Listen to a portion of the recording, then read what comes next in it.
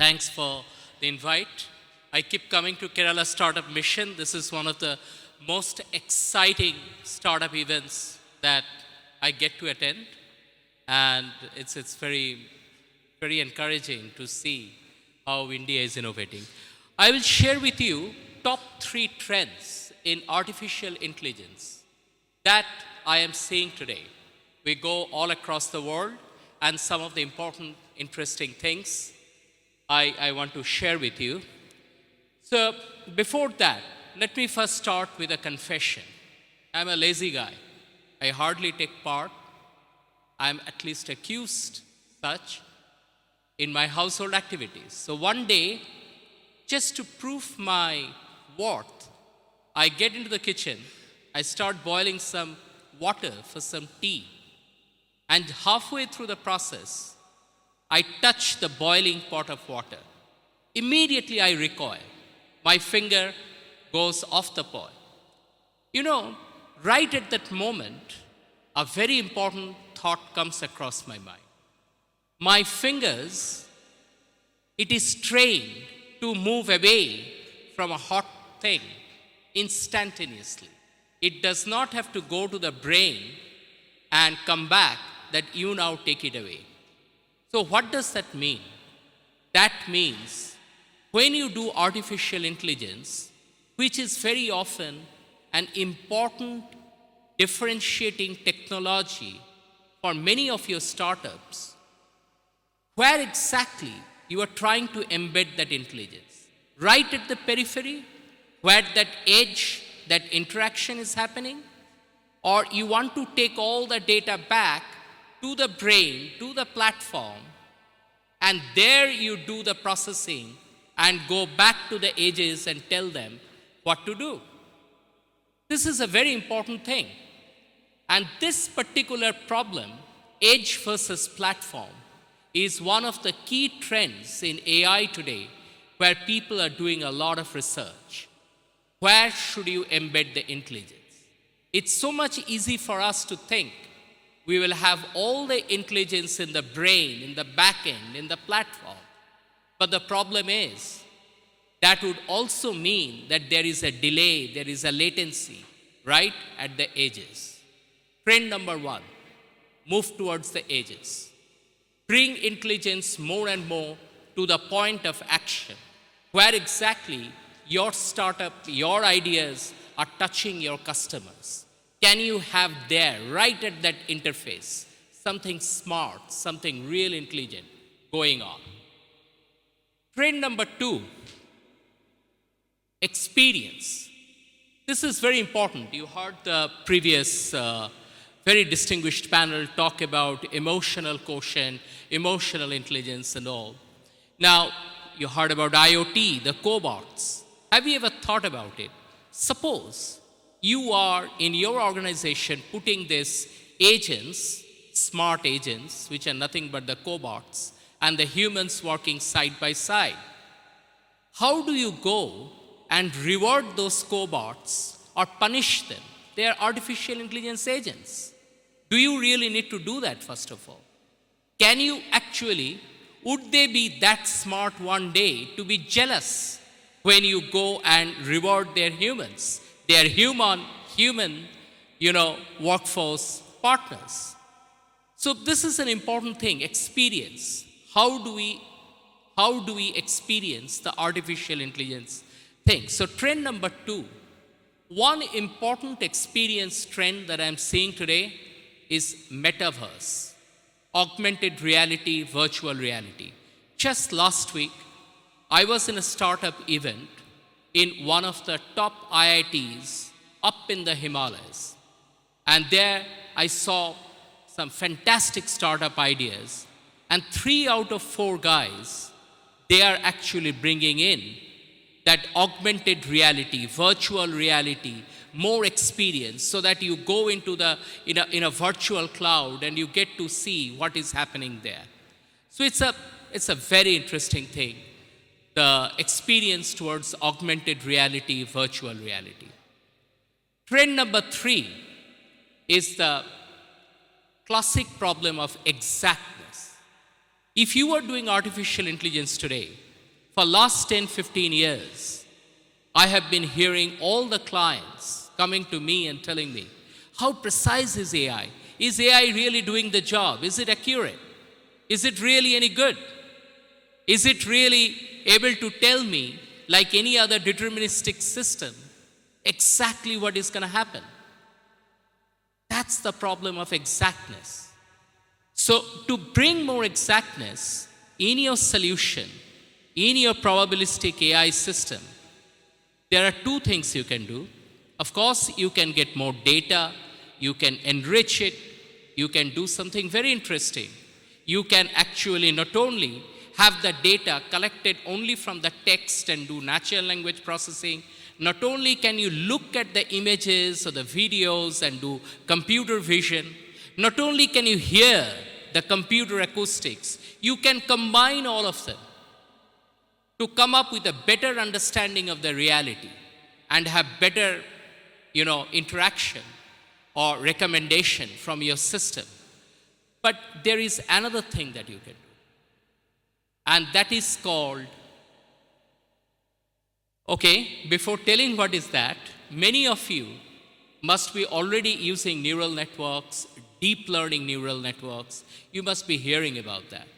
Deep learning neural networks are nothing but there are layers of, computer programs where you just push in, you train them on massive number of input images, and you tell them this is the output. And after some time, when that network is fully trained, you give them any image and tell me, I have trained you with some 10,000 computer images. Now you tell me which is a dog, which is a cat. That's what essentially neural networks are. But suppose there are not dogs and cats, there are something in between, and humans know how to differentiate them. How can you get that human knowledge also embed into those neural networks? So now you need the experts, humans, also go and influence the neural network algorithms, right? So there is this concept that is catching up today, trend number 3, PINN, physics-induced neural networks.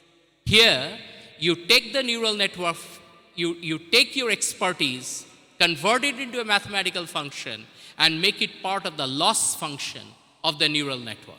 So basically, you give equal weightage or a considerable weightage to the physical equation that humans came across, and you push it into the neural network, not just relying on the neural network, learning from the input data or input images or input text that you supply. You bring in that expertise understanding, expertise equations, what the mathematical equation the experts have created. You go and you push it into the neural network and train it simultaneously. Okay, so these are basically the 3 things that I wanted to share with you. Now, you heard from the morning some lovely things about money. You saw some magic, and you heard something, very good about the emotional quotients and all. There is music coming. I don't want to stay between all that magic and the music. I will sign off now, except there is just one thought I want to leave you with. The world today is seeing a very, very interesting, a fascinating thing called quantum computing. Many of the artificial intelligence algorithms that we run today, they probably will start running on quantum computing infra. Quantum computing is still not fully ready for commercialization, but it works on some magical principles, magical properties of material. When you bring it down, the silicons and all, at almost 0 degrees Kelvin, minus 273 degrees Celsius.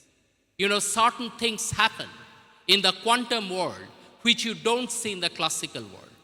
One such very interesting thing I would urge you to look at is called entanglement.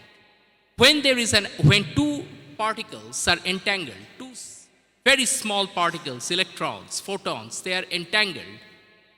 You impact this one, you immediately impact the other one. It is almost like the Hindi movies, some of those Jurua, the twin brothers and sisters that you saw. You know, one brother gets slapped, the other brother in the middle of the night, 1,000 miles away, they are also feeling slapped.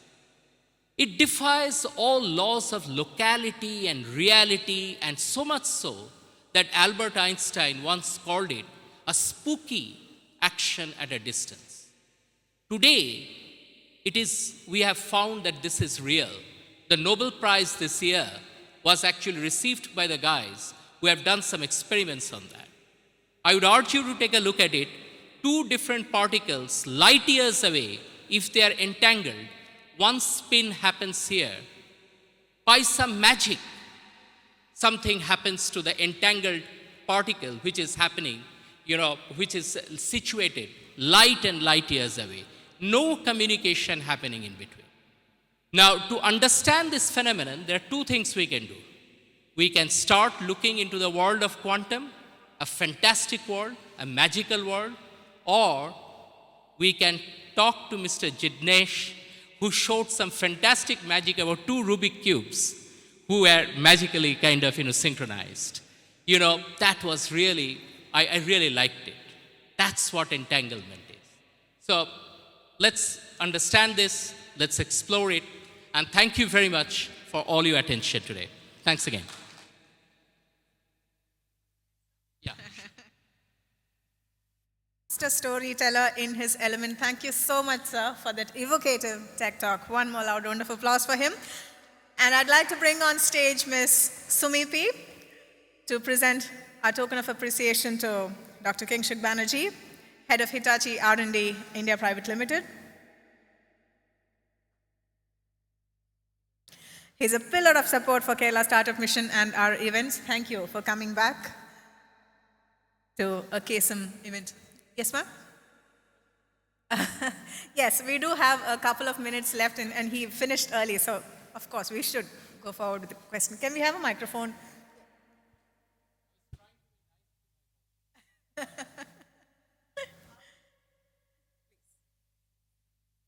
So, amazing conversation, amazing talk. Thank you so much. One, an old question, but I'll still ask you. Second, so the first question is, and it's been often asked, I want to get your views on where is all this AI and artificial intelligence leading to human relevance. And we talked about humanizing, all of that is great, but I have seen jobs actually being lost to automation.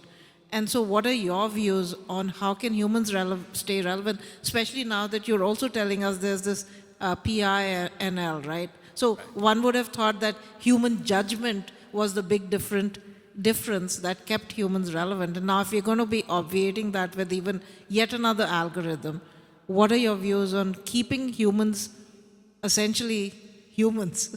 Right. So, yeah, that's an important old question, but again asked.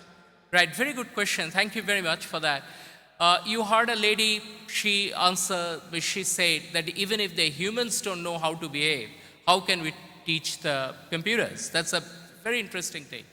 But let me share with you another very important perspective. The progress of artificial intelligence is not always going to be confined to silicon. Probably it is biology, it is the proteomics, it's the genetics, it's the understanding of the living organisms. That probably will give us true answers, the true artificial intelligence that we are aspiring for.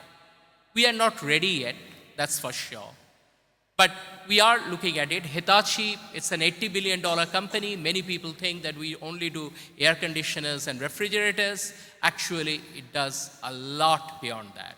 In that $80 billion, $5 billion we do in research, from plasma physics to semiconductor to bullet train technology in Japan to the grid, the Hitachi Energy ABB grids, that electrical grids that you see all over, to space tech, the lady over there, she asked, a lot of stuff that we are doing. And everywhere, this question we are trying to tackle, I don't have the answer today fully. How can artificial intelligence emote? How can they have emotions? So let's walk towards that. And we do have funds. We are active sponsors in this Kerala Startup Mission. Again, one of the finest events that's out here in India today. We would continue supporting that. Last year also, we provided some grant to some of the top smart agriculture startups and smart fintech startups. This year also, we are planning to do the same. So let's do it together. Thank you guys. Thank you very much.